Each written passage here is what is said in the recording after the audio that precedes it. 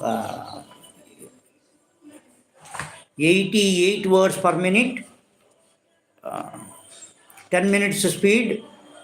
Passage number 6, National Shorthand School Book, Visakhapatnam, code SL6. Now, be ready to write, 5 seconds. Now, write down. Mr. Speaker, sir, let me congratulate the Honorable the Minister for Railways on presenting an optimistic picture to this House regarding the functioning of the railways in the country. We were also happy to hear the Honorable Minister saying that not only was there surplus and no increase in the railway fares, but there was an improvement in the efficiency of the railways. I only hope and trust that this spirit will continue in future also. On this occasion, I would like to make some general observations about the functioning of the railways. First of all, I feel that the railways should go in for more modern techniques of management. Whenever the railways are losing and there is a deficit, unfortunately, the tendency has been to fill the gap by increasing the fares immediately. Of course, I agree that the railway minister has not done that this year, but I would appeal to him that all aspects of management should be looked into. Instead of looking into the aspects of management and the ways of avoiding wasteful expenditure affecting savings, the tendency is always increase the fares. We would recognize the railways are one of the biggest institutions in the country. I would say that they are one of the biggest public sector undertakings in Asia. In these circumstances, I submit that they have to adopt modern techniques of management for effecting savings and far more efficient running of the railways. Secondly, I do not want to criticize the railway board at present, but I want to appeal to the Honorable Minister that there should be more decentralization of power. The general managers always feel that they cannot do anything of their own accord. Whenever we meet them personally and ask them why they do not do this or that, they say that they will have to refer the matter to the railway board.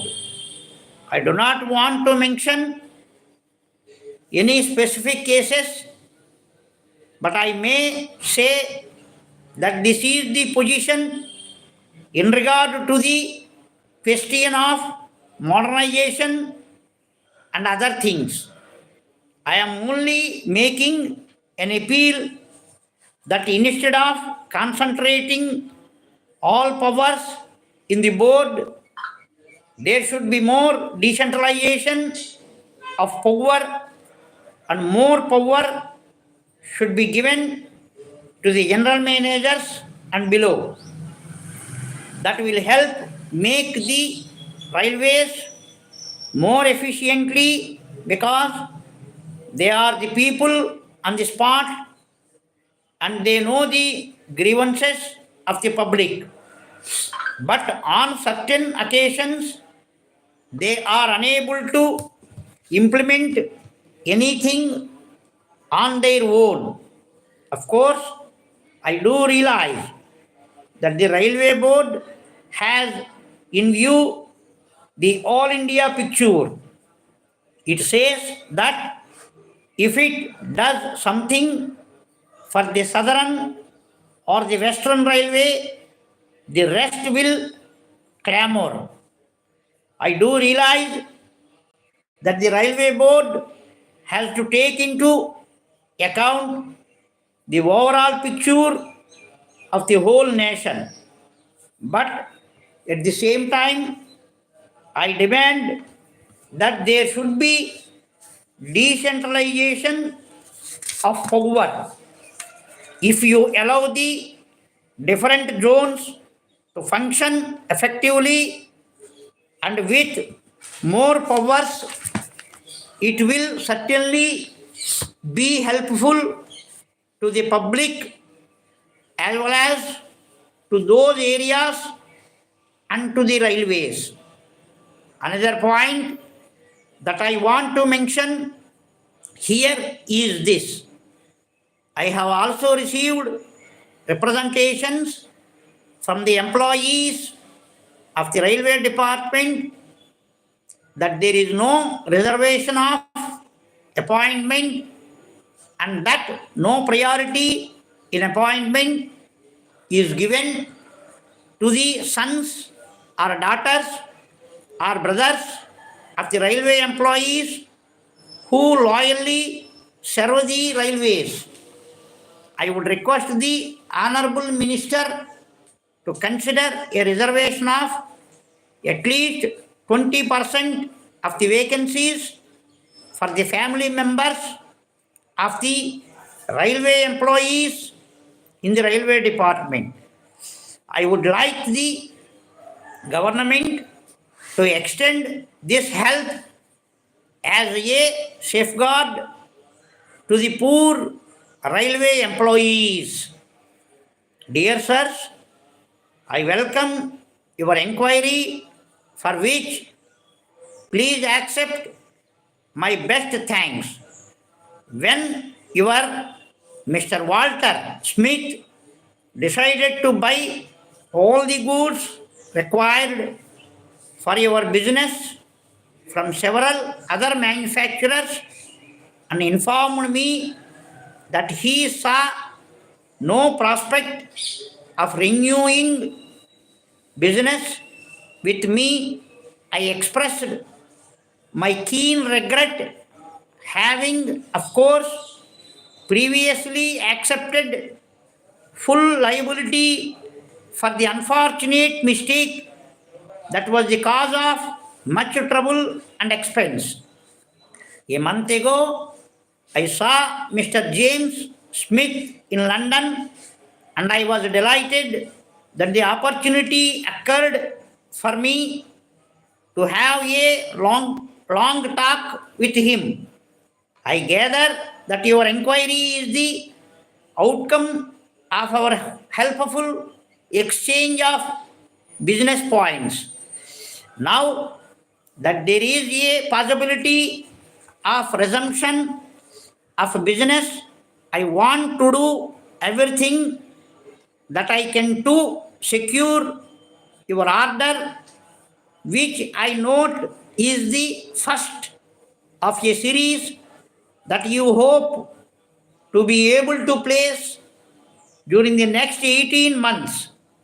Therefore, I shall esteem it a favor if you will name a day and time from Monday to Thursday next, inclusive, when you will be able to see me. There are, as you will agree, points that can easily be interpreted in several ways, and I wish to make quite certain that I thoroughly understand your somewhat unusual requirements.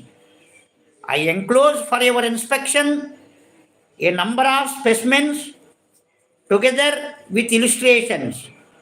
The written notes will, I think, be of service to you. When they have had your consideration, you will be in a better position than you are at present to explain the various points. Yours faithfully. That's all. That is the speed of 88 words per minute, 10 minutes speed, National Shorthand School Book, Visakhapatnam, code SL6.